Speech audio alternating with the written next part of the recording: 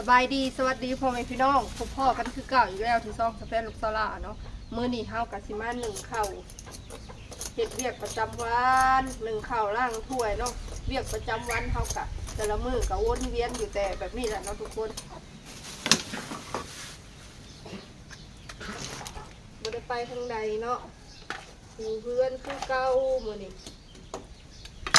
ตอนนี้ก็ค่ำแล้วเนาะทุกคนเฮาก็ได้เวลาดังไฟหนึ่งข้าวแล้วเนาะ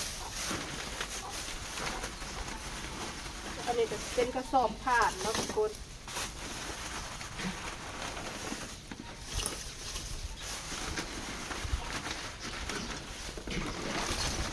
ค่ำแล้วคุณพี่น้องหนึ่งข้าวล่างถ้วยบ่มียัง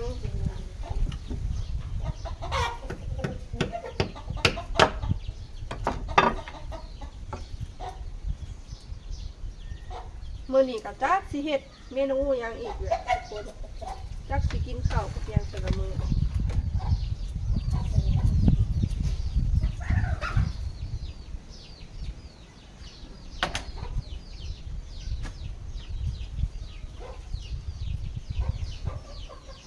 โอ้มันล้มคุณพี่น้องเลยล้มแห้งได้มื้อนี้ได้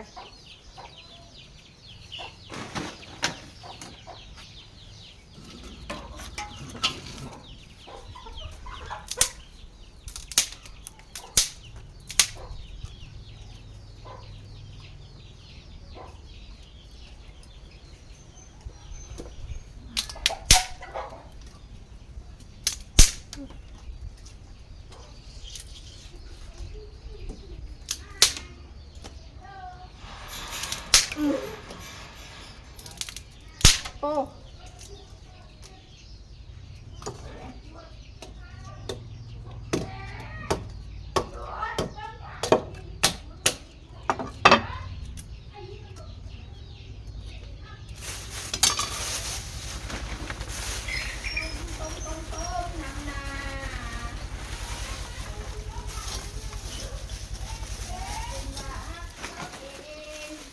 แล้วแหละน้องทุกคนดังไฟตอนนี้ก็ได้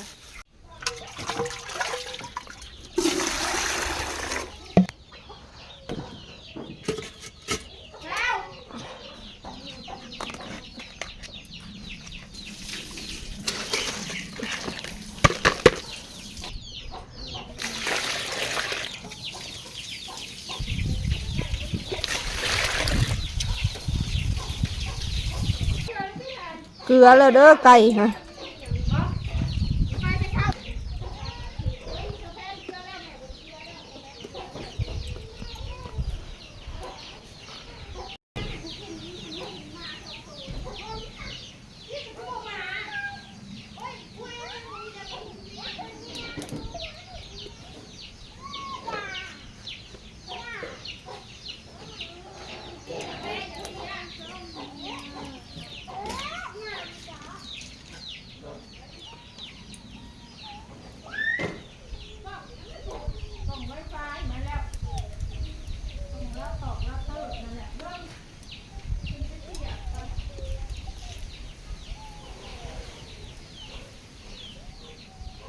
อุ่นข้าวเย็นเนาะทุกคน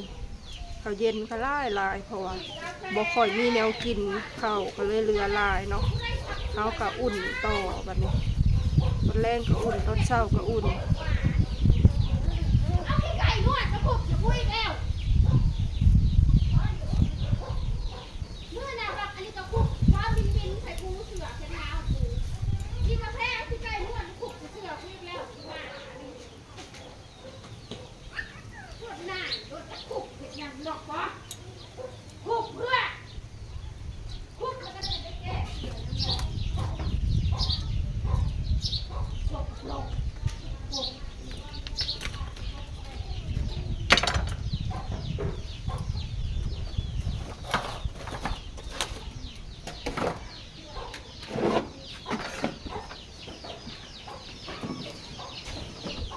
เดี๋ยวจะมาล่างถ้วยเนาะทุกคน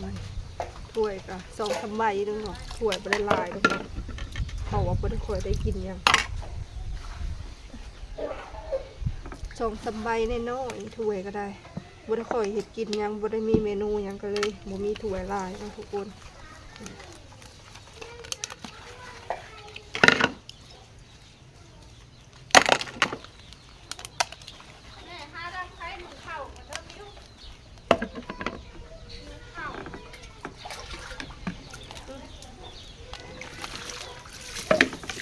บ่สบายทุกคนเลยเป็นหวัดอากาศเย็นมีลมนำเนาะเป็นหวัดอยู่ตอนนี้กระปูกระพลอยทุกคนเอื้อยเป็นไปหาขุดมาเนาะเข้ากะสิมาล่างไว้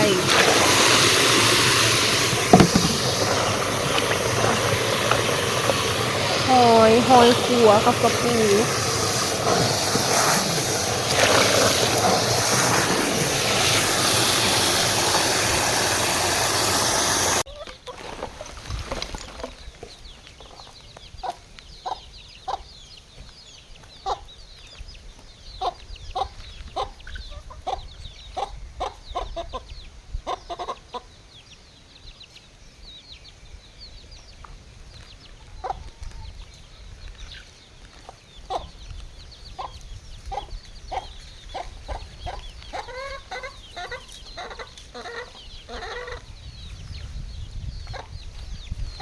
ขยะไผ่ที่ใหม่หัวแล้วนี่ไผ่ที่ใหม่หัวแล้ว